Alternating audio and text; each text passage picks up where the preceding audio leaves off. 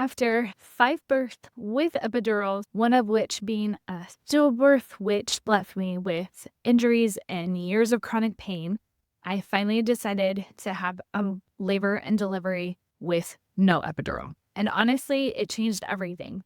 If you're wondering what a labor and delivery can be like with no epidural, then stick around. Hi, my name is Michelle Buller, founder of The Waiting Warriors, where I share real stories and tips for military families so they can truly thrive. And today I'm going to be sharing a very personal story, which is why I chose to not have an epidural during my birth, not my birth, my labor and delivery birth of our 6th child. Now, our first 4 children, all girls, the deliveries were very straightforward. 2 of them I was induced for. The first one, I was like about 41 weeks and I didn't know any better. I thought I needed to be induced. Kind of fell for that myth, even though nothing was truly wrong. My 4th, I was also induced, but I did have gestational diabetes and there were medical reasons before that. The other 2, I was not induced. I was able to labor a long time at home and I got to the hospital farther along. And I didn't get the epidural until I was like closer to 7 to 8 centimeters versus when I was induced, it was like around 4 or 5. But even though I did get the epidural, I really didn't have any complications. I didn't have any complaints about those labors or deliveries or recoveries. It all seemed to be pretty healthy and normal. I did have some like back issues, but that also could have been a combination of some injuries from playing basketball in high school and college and not understanding pelvic floor strength and recovery. So please take care of yourself in that regard. But then our 5th child is our son, James, and he was stillborn.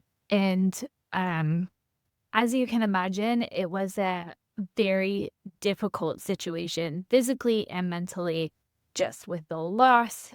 But it also was a very traumatic birth, and receiving the epidural I don't even know what. It was terrible. I needed to be poked multiple times, I think like around 5 times, for it to be placed right.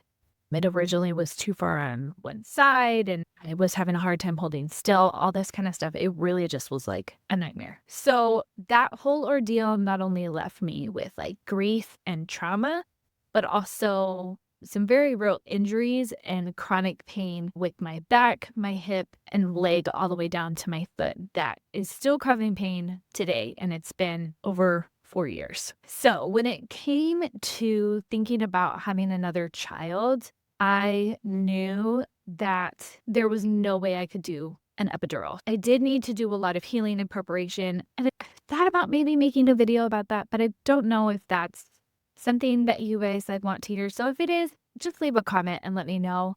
And if there's enough people, I'll make that video if that would be helpful to you guys.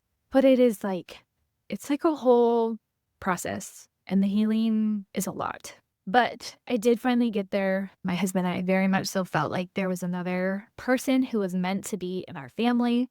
And so I got pregnant. It did take a long time. Our son was stillborn in March 2021, and our daughter was just born in February oh my gosh, what year? 2025. I needed to prepare because here I was pregnant and I knew what labor and delivery took, but I knew I just couldn't just wing it, right? Like I had labored at home and I ended up, getting an epidural. So it raised the question, what the heck do I do now? The miracle of the story is shortly after getting pregnant, I'm a military spouse and I was at a military family event and I just so happened to meet another military spouse who just so happened to be a labor and delivery nurse and doula who specializes in helping couples through a traumatic birth or loss.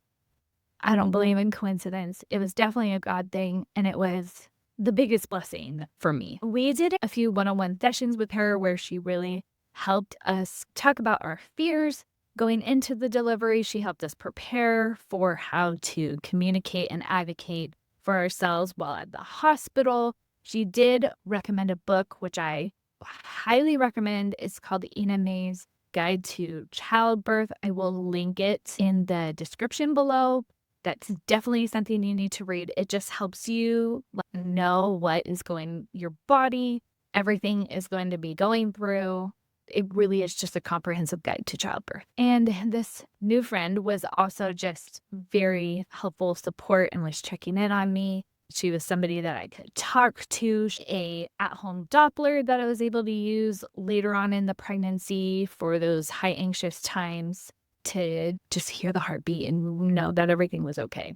So that was a huge amount of prepping, the reading, the working with her, which was invaluable. The other thing that I did was after I had shared that I was pregnant on Instagram at the Waiting Warriors, which I just love the community that is being built over there. A friend who had a VBAC after a C-section shared about Bridget Tyler and her YouTube channel and her course. I devoured Bridget's videos.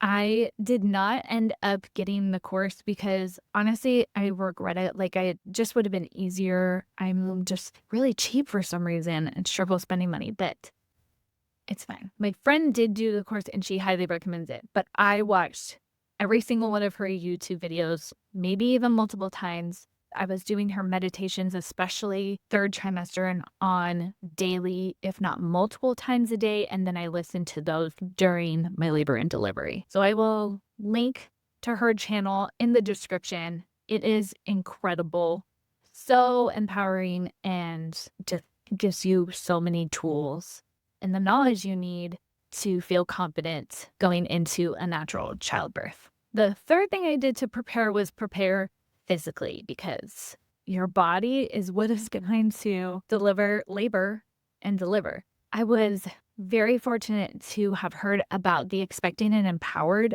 app and company. It's two sisters. They're highly qualified to just lead women through this experience, and they have tons of resources, podcasts, social media, all that kind of stuff. But what was most invaluable to me was their app. They have a workout app. They have a prenatal program. They have a postpartum program for vaginal deliveries. They have a postpartum program for C-section. They have getting back to cardio and core, yoga, everything you need to really be physically prepared and sound. What I love most about their app is it's specifically designed for women going through those things. So it's not just like about getting skinny or even just getting strong. It is about healing your body and the right steps that you need to do that properly. Now, if you do not understand the value of this app yet, let me just say, as a woman who has had 6 babies, night and day difference between this one and the first one. Even though this one, I was 33 when I delivered, and the first I was 21 when she was born. You would think 21-year-old would heal better. 33-year-old has been healing better because I've been doing the proper steps. Just knowing what your body needs and giving your body proper strength and care and attention is invaluable. So, like all the other things, I will link that app. I do have a discount code if you want to try it. It's so great. So that was all the preparation. It was a lot. I'm not going to lie. It is a lot to really, truly get ready. I hear people all the time like, oh, I want to try to go natural. There's like no trying. Okay. You're either dedicated and you prepare and you're going to do it, or you're not going to be ready for it. But you can do it. Trust me, you can do it. If I can do it, you can do it. There's really nothing special about me. So, birth story real fast. I did end up getting induced because the anxiety and just some things in worrying about my baby's health were just a little bit too intense to wait and go naturally. But other than the Pitocin, everything else was natural. There was no pain medication or epidural. So I checked into the hospital around 1 p.m., got everything started, labored through the night, listening to those meditations, doing certain moves that I had learned from the book and Bridget's videos to try and bring the baby down. But by the next morning, I had only progressed to about a 5. So we decided to break my water, and she was born 45 minutes later. No doubt about it, the most intense thing I've ever done in my entire life, emotionally, physically, everything, and still doable. and an incredible experience. There's just no other way to describe it, and 100% worth it. I will be recording the birth story soon, so if it's not in the little playlist that I'm creating for all of the different parts of the story, it's quite the story, but that is coming soon. But I will just say it is so doable and so worth it. The recovery was a million times easier, and I never even had super bad births. I had some tearing. There was just that like expected soreness. I always would sit on like a nursing pillow. So then there was like a hole where my thumb was, just because it was, had gone through a lot, was painful.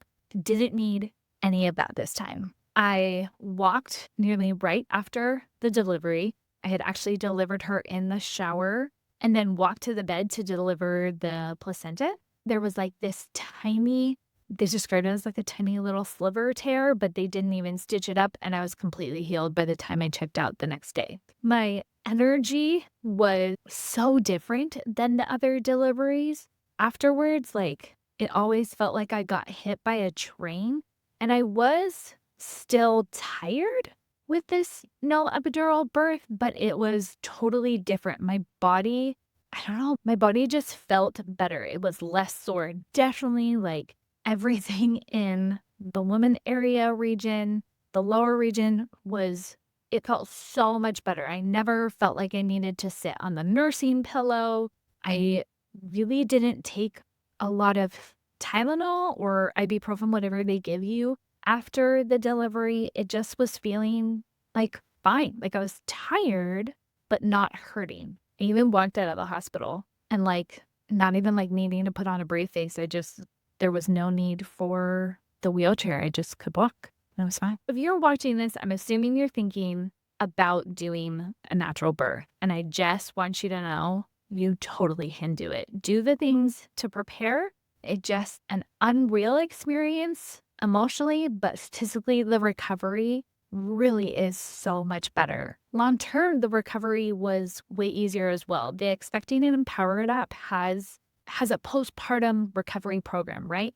So vaginally, if you're going to do a no epidural, I'm assuming you are a vaginal birth, they have day one steps for you to do. And it's nothing like intense. Don't think that you're going to be out lifting weights, but it's walks, how long to walk, how often to walk, and then certain breathing exercises that really help your pelvic floor heal.